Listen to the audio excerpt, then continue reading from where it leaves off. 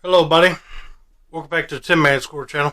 I'm your host, Jeffrey Tin Man Taylor, and today I'm reading another chapter out of my North Carolina Ghosts and Legends book by Nancy Roberts, and this was titled Devil's Tramping Ground. It takes place in Siler City. In this age of science, there are fewer and fewer mysteries of nature that remain to challenge man. Does the devil have favorite haunts on earth? Does he pay nocturnal visits to these spots? Yes, say the natives who live near the Devil's Tramping Ground, 10 miles west of Siler City. Just off a country road near Harper Cross Roads is a perfect circle in the midst of woods. It is 40 feet in diameter, surrounded by pines, shrub oaks, and underbrush.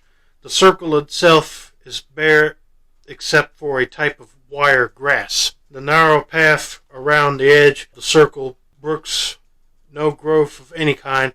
Sticks or other obstructions put in the path are never there in the morning. According to the Chatham County natives, it is the devil whose nightly presence discourages the growth of anything fresh and green and good.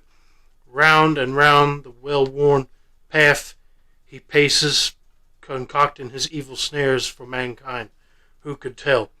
To the best knowledge of those living nearby, no one has yet dared to spend the night at the Devil's Tramping Ground and spy on his infernal majesty.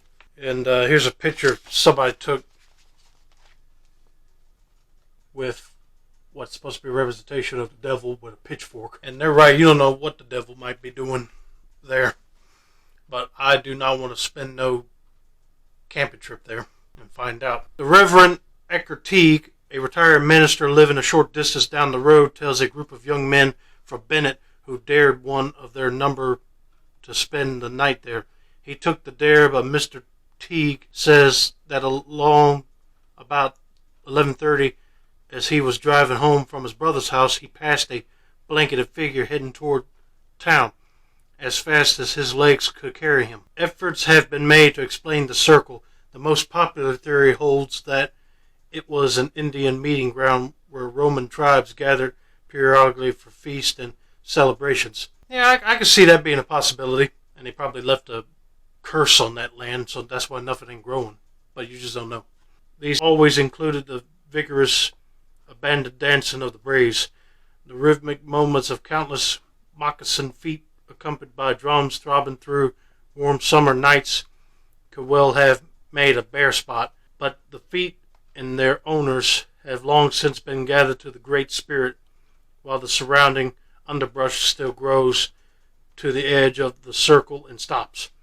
Less glamorous is the theory that the circle was made by the hoofs of horses circle around and around power a mill for grinding cane. And that's another good possibility. This would be more feasible if there were not other similar spots now were overgrown. Several scientifically minded investigators have noted the presence of salt nearby and concluding that the soil here is too high a sodium chloride content to encourage plant growth. This theory, however, cannot explain the perfection of the circle or the narrow path encircling its perimeter. One of the most startling discoveries came when soil tests were made by the North Carolina State Department of Agriculture. Results showed the soil within the circle to be completely sterile. Well, that's strange. If it's completely sterile, how come you don't see anything growing from it, like tall grass or wild onions? This only serves to compound the mystery. Soil is known to replace itself. Why should this soil just within the bounds of the circle remain sterile from the time of the earliest settlers, while just outside of it plant life abounds?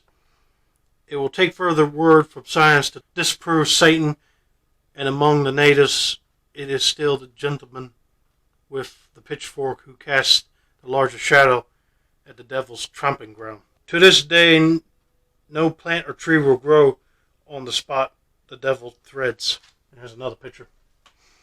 And somebody holding a pitchfork, but it's really strange that the inner part of the circle, nothing can grow, but it's sterile, but on the outer side, it's something growing.